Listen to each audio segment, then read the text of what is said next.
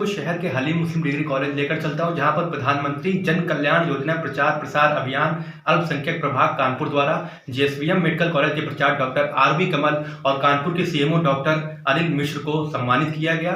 इस मौके पर डॉक्टर आरबी कमल और डॉक्टर अनिल मिश्र ने मीडिया से खास बातचीत की और उन्होंने बताया कि कोरोना संकट में किस तरह शहरवासियों ने धैर्य बनाए रखा और उन्होंने शहरवासियों को धन्यवाद दिया। चलिए मैं आपको लेकर चलता हूँ इस खास खबर और दिखाता हूँ इस खास रिपोर्ट को।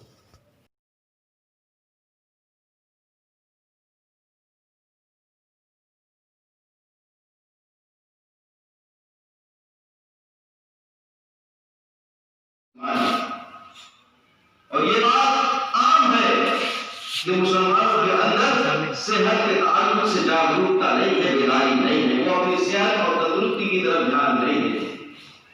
जबकि हमारे यहाँ दीन में कहा गया है तंदुरुस्ती हलाल नियम। आरबी कमल साहब को गणेश शंकर विद्यार्थी अवार्ड देके सम्मानित करेंगे।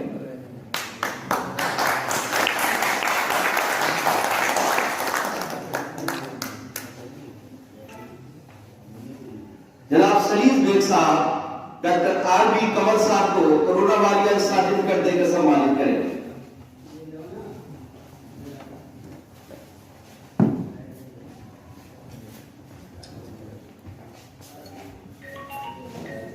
जनाब साकिब जावेद साहब प्रधानमंत्री जन कल्याण योजना प्रचार प्रसार अभियान के जिला अध्यक्ष शाल पहनाकर जनाब आरबी कमल साहब को सम्मानित करेंगे।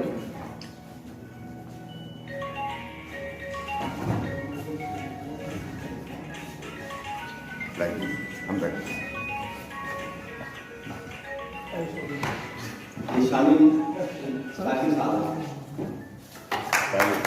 प्रधानमंत्री जन कल्याण योजना प्रचार प्रसार अभियान डॉक्टर आरबी कमल साहब का यहाँ आने के लिए दिल की गहराइयों से इस्तकबाल करता है और उनका इस्तकबाल करते हुए और मैं गुजारिश करूंगा कि जनाब उपाध्यक्ष है, आइए पेश करिए।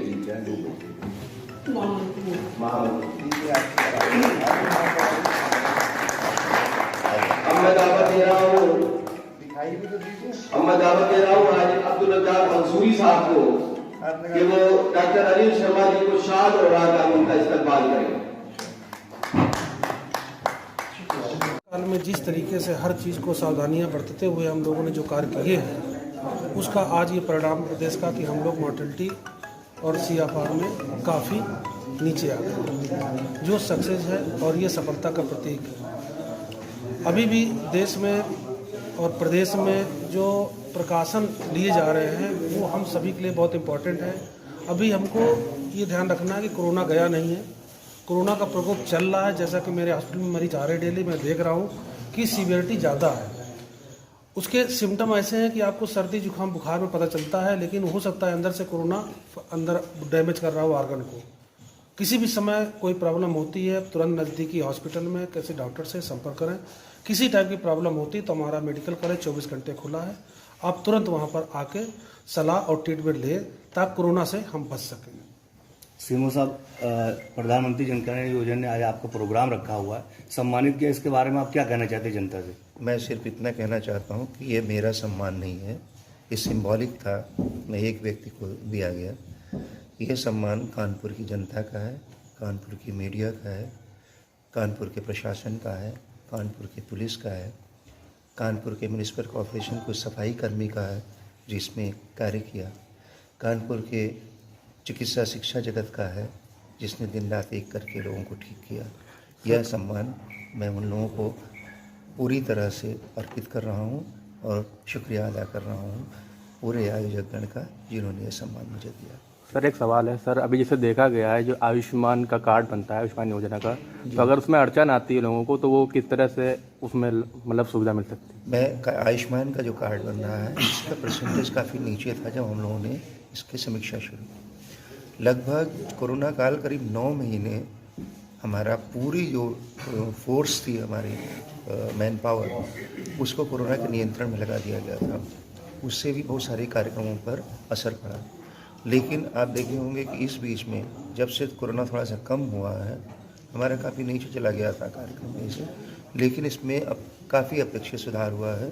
हम अपने यहाँ जितनी CSCs हैं जहाँ निःशुल्क आपका आयुष्मान मित्र हैं वहाँ पर 5-5 और ऑपरेटर को लगा दिया गया है।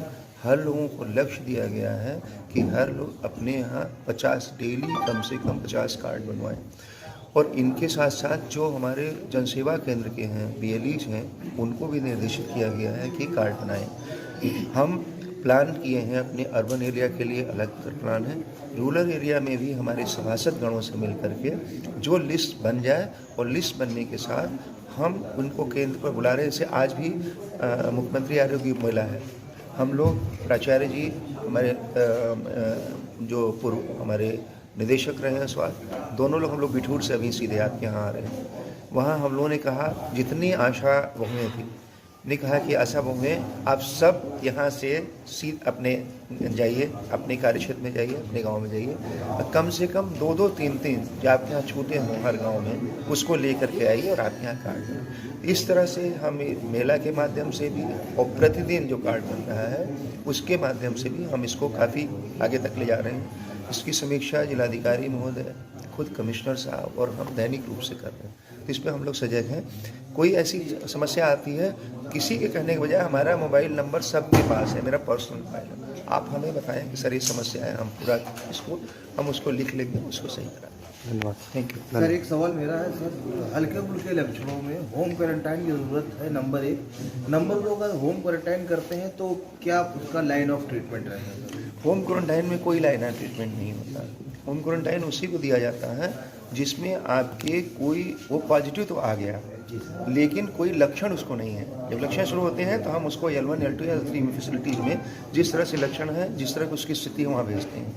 जब कोई लक्षण नहीं है, केवल उसका टेस्ट कराया गया, वो पॉजिटिव आ गया, तो होम क्वारंटाइन कराते हैं। होम क्वारंटाइन में इतना है कि उसके पास अलग उसका कमरा होना चाहिए, उसके सेट बाथरूम, टॉयलेट रूम अलग से होना चाहिए, और एक चीज़ उसको हम एक किट देते हैं कि जिससे कि वो अपना टेम्परेचर कम से कम दिन में 3 बार ले टेम्परेचर की बात, तो और उसका पल्स ऑक्सीमीटर से ऑक्सीजन सिचुएशन देखा जाता है। ऑक्सीजन सिचुएशन किसी भी तरह से 90 से नीचे जा रहा है तो वो इमीडिएटली हमारे कंट्रोल रूम को बताता है। और हमारा सेंटर्स हमारे अब भी बंद नहीं है। प्राचार्य जी के यहाँ मेडिकल कॉलेज का L3 का पूरा कार्य है, L2 के सेंटर्स अभी कार्यरत हैं, हम उसको पूरी तरह से बंद नहीं किए हैं। यद्यप कम हमारे यहाँ होंगे, उसके अनुसार जो ज़्यादा चल रहे थे उनको हमने सीमित किया। तो आपको कहीं पर भी कोई परेशानी नहीं होनी चाहिए, उसको सिर्फ अपना प्रिकॉशन रखिए, दूसरे लोग उससे न मिले, वो दूसरे खाना चाहिए। पोर्टेबल ऑक्सीजन सिलेंडर काम करेगा सर होम क्वारंटाइन? देखिए, ऑक्सीजन की जब आपको ज़रूरत पड़ गई तो मैं उसमें कहता हूँ कि आप होम आइसोलेशन आपका खत्म हो गया, आपको L1 फैसिलिटी पर जाना चाहिए। आप अपने घर में ऑक्सीजन लगा करके अपना इलाज मत करिए, उसमें खतरा बढ़ जाता है। और एकाएक यदि आप बुजुर्ग हैं या कोमॉर्बिडिटी है और ऑक्सीजन सिचुएशन नीचे जाए, जहाँ सोच रहे हैं ऑक्सीजन लगा करके हम ठीक हो जाएंगे, वहाँ आपकी मॉर्टिलिटी बढ़ जाती है।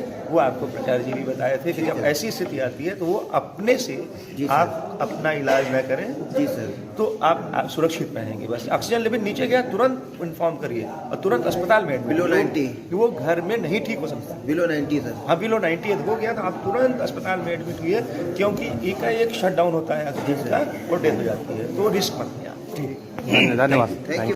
शहर की ताज़ा तरीन खबरों के लिए हमारे साथ बने रहें और हमारे चैनल को सब्सक्राइब करें। मानव अधिकार मीडिया से कैमरा पर्सन सौरभ कुमार के साथ हर्षित मिश्रा।